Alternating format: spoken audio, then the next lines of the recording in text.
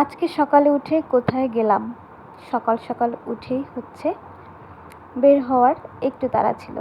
Hello সবাইকে, আসসালামু আলাইকুম, শুভ সকাল। সবাই কেমন আছেন? আশা করি ভালো আছেন। সকাল উঠে আমি আমার বারান্দার গাছগুলোকে স্প্রে করে দিলাম। তো 2-1 দিন পর পর স্প্রে করি, সব সময় হয় না, সময়ও হয় না, করাও হয় না। তারপরে ভাবলাম রুমের গাছগুলোকে একটু স্প্রে করে দেই। তো স্প্রে করার সময় আমি বারান্দার গাছগুলো স্প্রেটা করি রুমের ভিতর থেকে, যাতে করে বারান্দায় গিয়ে স্প্রে করলে দেখা যায় এই স্প্রে দিয়ে নিচে অনেক সময় স্প্রের পানি পড়ে এবং নিচের থেকে লোকজন হাঁটে, তাদের গায়ে লাগে। তো সেজন্য আমি দূর থেকে করি। আর এই রুমেরগুলো তো কাছ থেকেই করা যায়। আর এগুলো করার পরে এত বেশি সুন্দর লাগে দেখতে, মানে মনে হয় যে বৃষ্টিতে গোসল করলে যেমন লাগে তেমন দেখতে লাগে। তারপর ওদেরকে দেখলে আমার মনটাই খুব ভালো হয়ে যায়।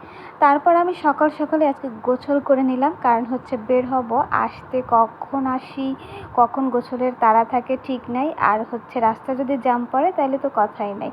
তারপরে আমি গোসলের পরে এই রোদে যাব, এটা আমার অভ্যাস। তারপরে আমি এখন ডিম পোচ করে নিলাম। তো ডিমটা আমি আসলে একটু নরম নরম রেখে খেতে পছন্দ করি, তো সেভাবেই আমি ডিমটা পোচ করে নিলাম। আর ডিম পোচ কিন্তু আমার কাছে খুব ভালো লাগে, আপনাদের কার কার কাছে ভালো লাগে জানাবেন। আর ফ্রিজে ছিল রুটি, তো ফ্রোজেন করা রুটি মাঝে মাঝে আমি 2-1টা বেশি বানিয়ে রেখে দিই, যাতে পরবর্তীতে বের করে আসলে ঝটপট খাওয়া যায়।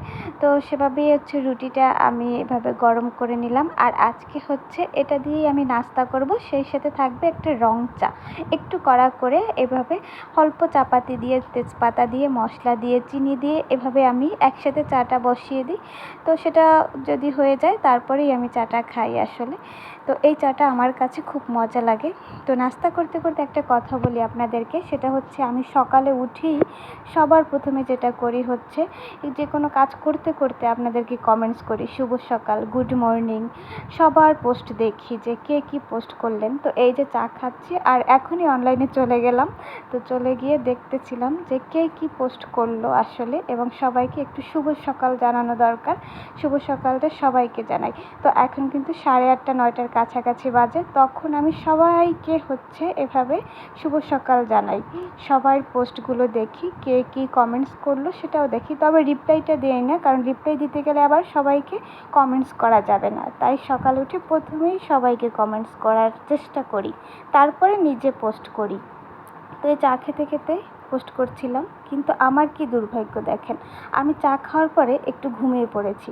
সবাই চা খায় মানে ঘুম কাটানোর জন্য, ঘুম আসে না চা খেলে, তাই তাই চা খেতে চায় না, কিন্তু আমি চা খেয়ে ঘুমিয়ে পড়ি। তো যখন উঠে দেখলাম যে অলরেডি 10:30 বাজে, মানে একটুখানি ঘুমিয়ে পড়েছি সবাইকে কমেন্টস করতে করতে, তারপর উঠে ঝটপট করে রেডি হয়ে বের হয়ে গেলাম। তো আমার এই চা খাওয়ার পরে ঘুমের আসার কারণটা কি জানি না, কেউ জানা থাকলে একটু জানাবেন প্লিজ। তো এই যে দেখেন বের হলাম, এই যে ঢাকার রাস্তা, গুলশান থেকে সিগন্যালের পরে এভাবে রাস্তা অনেকটাই ফাঁকা ছিল, কিন্তু ঢাকা শহরের এই বাসের ড্রাইভারগুলো ওরা এত বেশি তাড়াহুড়ো করে একে অপরের সাথে, তো এদের জন্য আসলে আমাদের দেরি হয়ে যায় বেশিরভাগ ক্ষেত্রে। তারপরে জ্যাম পড়লে তো কথা নাই, এই অলরেডি জ্যাম পড়ে গেছে। তারপরও আজকে যেতে অনেক টাইম লাগছে, আর গরমে খুবই অবস্থা খারাপ ছিল।